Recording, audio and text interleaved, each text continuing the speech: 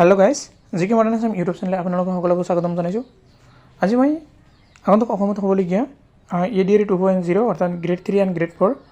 মানে অসমত হ'বলগীয়া তৃতীয় আৰু চতুৰ্থ বৰ্গৰ পৰীক্ষাৰ্থীসকলৰ লগতে অসমত টিচাৰ সকলৰ বাবে ডিএলএড এন্ট্ৰেন্স এক্সাম যেটো আছে এছএটি আসামৰ আন্ডাৰত হেতু পৰীক্ষাৰ্থীসকলৰ বাবে সোশিয়াল সায়েন্স অথবা অসমৰ ভূগোলৰ পৰা 30টা মান গুৰুত্বপূৰ্ণ এমসিকিউ প্ৰশ্ন উত্তৰ আগবঢ়াইছো প্ৰশ্নসমূহ খুবেই গুৰুত্বপূৰ্ণ হয় মানে এইটো ভিডিঅ'ৰ জৰিয়তে আপোনালোকৰ মই ভাবো ভালেখিনি সহায়ক হ'ব যদি ভিডিঅ'টো ভাল লাগিছে লাইক কৰিব আৰু লগতে চেনেলটো সাবস্ক্ৰাইব কৰিবলৈ পাহৰি নাযাব চেনেলটো একেধৰণে সাবস্ক্ৰাইব কৰি ৰাখিব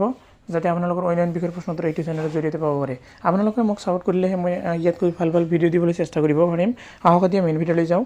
সেই হিচাপত আমি আজিৰ প্ৰথমটো প্ৰশ্ন পাম যে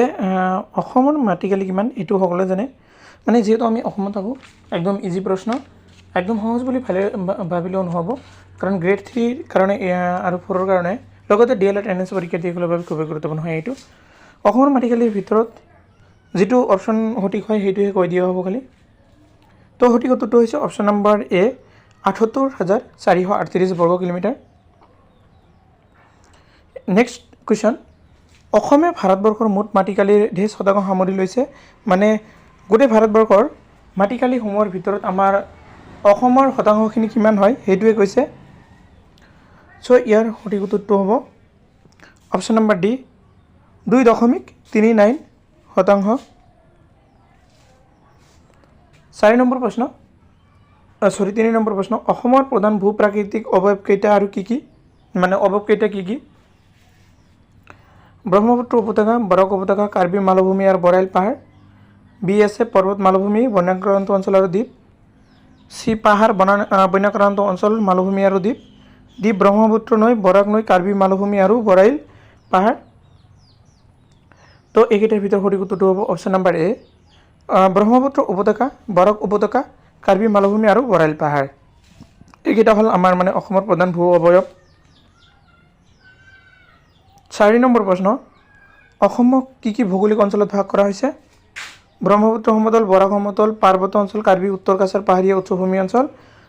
ডি আছে ওপৰৰ আটাইকেইটা গতিকে সঠিক উত্তৰটো হ'ব অপচন নম্বৰ ডি ওপৰৰ আটাইকেইটা 5 নম্বৰ প্ৰশ্ন ব্ৰহ্মপুত্ৰ সমতলৰ মুঠ মাটিকালি কিমান 45000 বৰ্গ কিলোমিটাৰ 49000 বৰ্গ কিলোমিটাৰ 56000 বৰ্গ কিলোমিটাৰ আৰু ডি আছে 58000 বৰ্গ কিলোমিটাৰ এইকেইটাৰ ভিতৰত সঠিক উত্তৰটো হ'ব অপচন নম্বৰ সি 56000 বৰ্গ কিলোমিটাৰ নেক্সট 6 নম্বৰ প্ৰশ্ন 6 নম্বৰ কোৱেশ্চন বৰাক সমতলৰ মুঠ মাটিকালি কিমান খুব গুৰুত্বপূৰ্ণ প্ৰশ্ন হ'ল আগৰ ওপৰত যেটো আছিল ব্ৰহ্মপুত্ৰ মুঠ মাটিকালি আমি পালো 56000 বৰ্গ কিলোমিটাৰ এবাৰ আহিছে মানে অসমৰ যেটো সেকেন্ড নদী আছে বৰাক উপত্যকা ইয়াৰ মানে সৰ্বমুঠ মাটিকালি কিমান হয় এটো খুব গুৰুত্বপূৰ্ণ হয় সঠিক উত্তৰটো হ'ব অপচন নম্বৰ বি 6962 বৰ্গ কিলোমিটাৰ 7 নম্বৰ প্ৰশ্ন অসমত পাৰ্বত্য অঞ্চলৰ মুঠ মাটিকালি কিমান মানে অসমৰ যে আমি পাইছিলো 78418 বৰ্গ কিলোমিটাৰ মুঠ মাটিকালি ইয়াৰ ভিতৰত পাৰ্বত্য অঞ্চলখিনিৰ মাটিকালি কিমান হয় এটো অপচন নম্বৰ এ 15322 বৰ্গ কিলোমিটাৰ নেক্সট পালো আমি মাজুলী বৰ্তমান মুঠ কালিৰ পৰিমাণ কিমান অপচন এ আছে 400 বৰ্গ কিলোমিটাৰ বি 500 বৰ্গ কিলোমিটাৰ সি প্ৰায় 800 বৰ্গ কিলোমিটাৰ ডি আছে প্ৰায় 8 বৰ্গ কিলোমিটাৰ তো এইকেইটাৰ ভিতৰত সঠিক উত্তৰটো হৈছে অপচন নম্বৰ ডি প্ৰায় 800 বৰ্গ কিলোমিটাৰ নেক্সট কোৱেশ্চন আছে তলৰ কোনখন নদী ব্ৰহ্মপুত্ৰৰ উপনদী নহয় ধলেশ্বৰী সোৱণশিৰি কপিলী সোণকক এইকেইটাৰ ভিতৰত চাব ভালকে ধলেশ্বৰীটো কি নহয় ব্ৰহ্মপুত্ৰৰ উপনদী নহয় সোৱণশিৰি হয় কপিলী হয় সোণকক হয় এইবোৰ মানে ব্ৰহ্মপুত্ৰৰ উপনদী হয় কিন্তু ধলেশ্বৰীটো হল বৰাকৰ গতিকে এইটো মানে ব্ৰহ্মপুত্ৰ উপনদী নহয় অপচন নম্বৰ এ 9 নম্বৰ প্ৰশ্ন ব্ৰহ্মপুত্ৰক বিশ্বৰ বৃহৎ নদী হিচাপে জনা যায় মানে বিশ্বত যিমানবোৰ নদী আছে সেই নদীসমূহৰ ভিতৰত ব্ৰহ্মপুত্ৰ কিমান নম্বৰত আছে হেতু বুজাইছে মানে অপচন এ আছে পঞ্চম বৃহত্তম বি দ্বিতীয় বৃহত্তম সি চতুৰ্থ বৃহত্তম ডি আছে তৃতীয় বৃহত্তম এইকেইটাৰ ভিতৰত সঠিক উত্তৰটো হ'ব অপচন নম্বৰ ডি তৃতীয় বৃহত্তম বিশ্বৰ ভিতৰত চাব আমাৰ অসমৰ নদীখন তেনেহলে কিমান মানে বৃহৎ হয় গোটেই বিশ্বৰ ভিতৰত অসমৰ ব্ৰহ্মপুত্ৰ নদীখন তৃতীয়তম বুলি কৈছে ব্ৰহ্মপুত্ৰ নদী উপত্যকাই ভাৰতত আগুৰি আছে দেশ মানে ব্ৰহ্মপুত্ৰ নদীতে আমাৰ সমগ্ৰ ভাৰতবৰ্ষত চীনৰ পৰা ওলাই অহাৰ পিছত যিহেতু আমাৰ অৰুণাচলৰ মাজেদি অসমত সোমাইছে গতিকে অৰুণাচলৰ পৰা একদম বাংলাদেশলৈকে আমাৰ ব্ৰহ্মপুত্ৰ নদীখনে ভাৰতবৰ্ষলৈ কিমান কিলোমিটাৰ মানে কিমান ঠাই আগুৰি আছে সেইটো কৈছে তো ইয়াৰ সঠিক উত্তৰটো হ'ব অপশ্যন নম্বৰ ডি 1,94,413 বৰ্গ কিলোমিটাৰ ঠাই মানে আমাৰ সমগ্ৰ ভাৰতবৰ্ষতে ব্ৰহ্মপুত্ৰ নদীখন ঠাই আগুৰি আছে 12 নম্বৰ প্ৰশ্ন কৈছে অসমৰ সমষ্টি বৈ যোৱা মহাবাহু ব্ৰহ্মপুত্ৰ নদীৰ সৰ্বমুঠ দৈৰ্ঘ্য হ'ল এইবাৰ আসল কথা হ'ল মানে মহাবাহু ব্ৰহ্মপুত্ৰ নদীখনৰ আমাৰ অসমখনত মানে ঠিক মাজভাগেদি যিহেতু গৈছে ইয়াত মানে সৰ্বমুঠ ইয়াৰ দৈৰ্ঘ্য কিমান হয়তো কোনো কোনো কিতাপত মানে 2900 কিলোমিটাৰ দিয়া আছে আকৌ ইয়াতে মানে কি দিয়া আছে 2906 কিলোমিটাৰ দিয়া আছে এইটো মানে হয়তো 2900 খালি দিব পাৰে আৰু 6 দিব পাৰে গতিকে সঠিক উত্তৰটো হৈছে option number B 2906 kilometre 2906 kilometre 13 number প্ৰশ্ন ব্ৰহ্মপুত্ৰ নদীয়ে অসমৰ ভৌগোলিক পৰিসীমাৰ মাজেৰে কিমান দূৰ অতিক্ৰম কৰিছে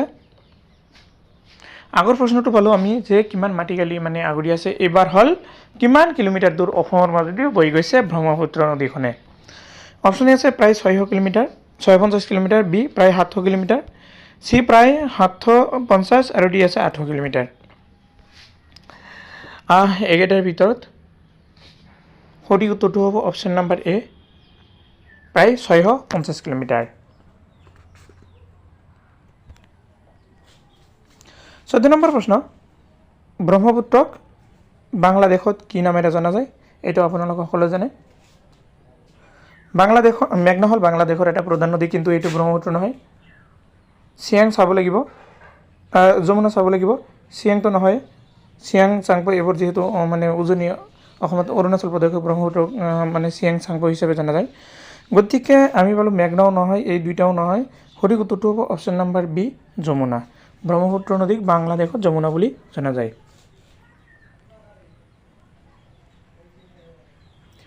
15 নম্বৰ প্ৰশ্ন কৈছে অসমৰ আন এক বৃহৎ নদী বৰাকৰ মুঠ দৈৰ্ঘ্য কিমান গতিকে আমি অসমৰ মুঠ দৈৰ্ঘ্য পালো 650 নহয় মুঠ দৈৰ্ঘ্য পাইছিলো 2906 কিলোমিটাৰ এবাৰ যেহেতু আমাৰ বৰাক নদীখন অসমৰ ভিতৰত দ্বিতীয়তম বৃহত্তম নদী ইয়াৰ মুঠ দৈৰ্ঘ্য কিমান হ'ব সঠিক উত্তৰটো হ'ব অপশ্যন নম্বৰ বি প্ৰায় 900 কিলোমিটাৰ 16 নম্বৰ প্ৰশ্ন বৰাকৰ কেইখনমান উল্লেখযোগ্য উপনৈ হ'ল মানে বৰাক নদীত কি উপনদী আছে তাৰ ভিতৰত কেইটামান দিয়া হৈছে যে চাৰিটা অপশ্যনৰ ভিতৰত কোন কেইটা সঠিক হয় বুঢ়ীদিহিং ধনশিৰি সোণাই সিংলা জিৰি আৰু সিংলা হ'ব পাৰে কিন্তু এইকেইটা নহয় গতিকে এইটো অপশ্যন হ'ব বুঢ়ীদিহিং তো মানে ব্ৰহ্মপুত্ৰ হয় ধনশিৰি কুলচি দিচাংটো বৰাকৰ হয় কিন্তু এই তিনিটা মানে ব্ৰহ্মপুত্ৰ নহয় ব্ৰহ্মপুত্ৰ হয় আৰু 3 নম্বৰ আছে ধনশিৰি দিখৰ ডিগ্ৰু কপিলি আৰু বুঢ়ীদিহিং এইটোও নহয় জাতিংগা লাৰাং চিচি ডিক্সা সোণাই সিংলা আৰু জিৰি এইকেইটা হ'ল মানে বৰাকৰ উপনদী গতিকে সঠিক উত্তৰটো হ'ব অপশ্যন নম্বৰ ডি 17 নম্বৰ প্ৰশ্ন অসমৰ ভৌগোলিক সীমাৰ ভিতৰত বৰাক নদীয়ে কিমান দূৰত্ব অতিক্ৰম কৰিছে বৰাক নদীখনে অসমৰ ভৌগোলিক সীমাৰ ভিতৰত কিমান কিলোমিটাৰ মানে দূৰত্ব অতিক্ৰম কৰিছে বুলি কৈছে এইটো হ'ব অপশ্যন নম্বৰ সি প্ৰায় 225 কিলোমিটাৰ 18 নম্বৰ প্ৰশ্ন অসমৰ ভৌগোলিক সীমা অতিক্ৰম কৰাৰ পাছত ব্ৰহ্মপুত্ৰ নামনি অসমৰ তিনিটা নামেৰে নামাঙ্কিত হৈছে তলৰ নাম তিনিটাৰ ভিতৰত মানে তলত এই তিনিটাৰ ভিতৰত কোনটো নহয় যমুনাটো নহয় পদ্মাও নহয় মেঘনা চাংপো এইকেইটাৰ ভিতৰত আমি সঠিক উত্তৰ কোনটো হয় এইটো চাম মানে ভালকৈ প্ৰশ্নটো চাই ল'ব কি হৈছে অসমৰ ভৌগোলিক সীমা অতিক্ৰম কৰাৰ পাছত ব্ৰহ্মপুত্ৰ নামনি অংশত তিনিটা নামেৰে নামাঙ্কিত হৈছে আমাৰ অসম পাৰ হোৱাৰ পিছত মানে ব্ৰহ্মপুত্ৰ নদীয়ে নামনিত তিনিটা নাম লৈছে তাৰ ভিতৰত চাব তলৰ কোনটো এই তিনিটাৰ ভিতৰত নহয় যমুনাটো হয় মেঘনাও হয় পদ্মাও হয় মেঘনাও হয় গতিকে চাংপো এইটো অৰুণাচল প্ৰদেশত হয় চাংপো গতিকে সঠিক উত্তৰটো হ'ব অপশ্যন নম্বৰ ডি চাংপো মানে এই তিনিটাৰ ভিতৰত নাম নহয় 19 নম্বৰ প্ৰশ্ন কৈছে অসমৰ সৰ্বোচ্চ পাহাৰ শ্ৰেণীৰ নাম কি অসমৰ ভিতৰত থকা আটাইতকৈ ওখ মানে সৰ্বোচ্চ পাহাৰবিধৰ নাম কি আপোনালোকে সকলোৱে জানে গতিকে এই চাৰিটা অপশ্যনৰ ভিতৰত সঠিক উত্তৰটো কোনটো হ'ব পাৰে আপোনালোকে অৱশ্যেই মোৰ কমেণ্ট বক্সত কমেণ্ট কৰি জনাই দিব চাওঁ কোনে কিমান সঠিককৈ শুদ্ধ উত্তৰ দিব পাৰিছে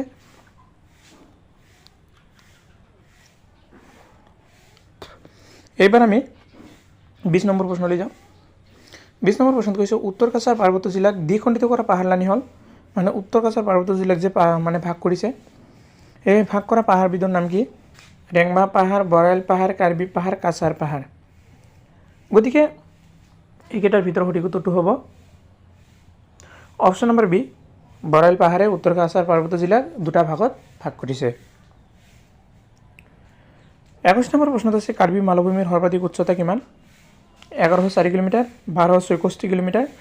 1363 কিলোমিটাৰ আৰু ডি আছে 13 এইটো আছে 60 আৰু ডি আছে 1363 মিটাৰ তো সঠিক উত্তৰটো হ'ব option number D 1363 metre 22 number প্ৰশ্ন অসমৰ বৃহত্তম পাহাৰলানি দেশ মানে অসমৰ ভিতৰত আটাইতকৈ বৃহত্তম ডাঙৰ পাহাৰবিধৰ নাম কি পাহাৰটোৰ নাম কি অপশ্যন নম্বৰ এ বৰাইল পাহাৰ হ'ল অসমৰ বৃহত্তম পাহাৰ 23 নম্বৰ প্ৰশ্ন অসমৰ উচ্চতম শৃংগটি কি উমলাপাৰ সিংহাসন মহাদেউ ঠেংপিবাং মানে ঠেংপিবাং হয় গতিকে সঠিক উত্তৰটো অপশ্যন নম্বৰ ডি ঠেংপিবাং 24 নম্বৰ প্ৰশ্ন 2011 চনৰ লোকপিয়ল অনুসৰি ভাৰতবৰ্ষৰ মুঠ জনসংখ্যাৰ কিমান অংশ অসমত বাস কৰে বৰ্তমান আমি জানো যে আমাৰ সমগ্ৰ ভাৰতবৰ্ষ প্ৰায় 140 কোটিৰ ওপৰত মানুহ আছে সমগ্ৰ ভাৰতবৰ্ষ তাৰ ভিতৰত 2011 চনৰ লোকপিয়ল হিচাপে মানে কিমান 100% ভিতৰত কিমান শতাংশ আমাৰ অসমত মানে বসবাস কৰি আছিল এইটো আছে 2.58 মানে অপশ্যন নম্বৰ এ 2.58%। 25 নম্বৰ প্ৰশ্ন অসমৰ কোন ঠাইত গৰম পানীৰ উ আছে একদম সহজ প্ৰশ্ন প্ৰায়বোৰ মানে ভিডিঅ'ত এইবোৰ আলোচনা কৰি আহিছিলোঁ গতিকে এইটো সঠিক উত্তৰটো হ'ব অপশ্যন নম্বৰ এ গোলাঘাটৰ নম্বৰ হাবিত 26 নম্বৰ প্ৰশ্ন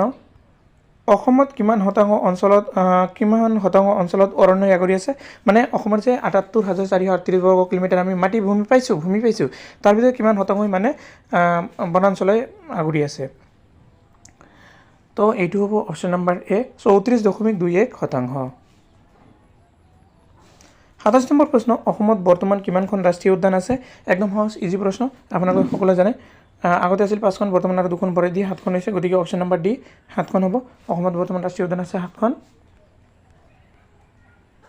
28 নম্বৰ প্ৰশ্ন বিশ্ব ঐতিহ্য স্থানৰ অন্তৰ্গত অসম ৰাষ্ট্ৰীয় উদ্যান কেইখন হ'ল মানে বিশ্বৰ সকলো ঠাইতে জনাজাত আমাৰ অসমৰ কোনকেইটা ৰাষ্ট্ৰীয় উদ্যান আছে এইটো হ'ব অপশ্যন নম্বৰ এ কাজিৰঙাৰ মানাহ ৰাষ্ট্ৰীয় উদ্যান এইটো আপোনালোক সকলোৱে জানে কাজিৰঙা ৰাষ্ট্ৰীয় উদ্যান আছে গোলাঘাট জিলাত আৰু মানাহ ৰাষ্ট্ৰীয় উদ্যান আছে চিৰাং অথবা বাক্সা জিলাত তো আমি 29 নম্বৰ প্ৰশ্ন পাম কাজিৰঙা ৰাষ্ট্ৰীয় উদ্যানৰ মাজেৰে বৈ যোৱা নৈ কেইখন হ'ল মানে গোলাঘাট জিলাত যে কাজিৰঙা ৰাষ্ট্ৰীয় উদ্যান আছে সেই ৰাষ্ট্ৰীয় উদ্যানৰ মাজেৰে বৈ যোৱা নদী কেইখনৰ নাম কি এইটো option number B Brahmaputra Diphlu Mora Diphlu আৰু মৰা ধনশিৰি আজিৰ একেবাৰে শেষৰ প্ৰশ্ন আপোনালোকলৈ মোৰ অনুৰোধ আপুনি যদি চেনেলটো নতুন হৈ থাকে প্লিজ চেনেল ছাবস্ক্ৰাইব মাৰি দিব আৰু চেনেলটো মানে আগুৱাই লৈ যাবৰ কাৰণে মোক ছাপোৰ্ট কৰিব আজিৰ এইটো প্ৰশ্নৰ উত্তৰটো পাম আমি মানে প্ৰশ্নটো পাম কাজিৰঙা ৰাষ্ট্ৰীয় উদ্যান বিশেষকৈ কিহৰ বাবে বিখ্যাত আপোনালোকে সকলোৱে জানে একদম ইজি প্ৰশ্ন সঠিক উত্তৰটো হৈছে অপশ্যন নম্বৰ চি এটা খড়গযুক্ত গড়ৰ বাবে কাজিৰঙা ৰাষ্ট্ৰীয় উদ্যানটো বিশ্ববিখ্যাত তো আজিৰ ভিডিঅ' এইখিনিলৈকে আৰু ভিডিঅ'টো সম্পূৰ্ণ কৰি যোৱাৰ বাবে আপোনালোকক সকলোকে আকৌ এবাৰ ধন্যবাদ জনাইছোঁ।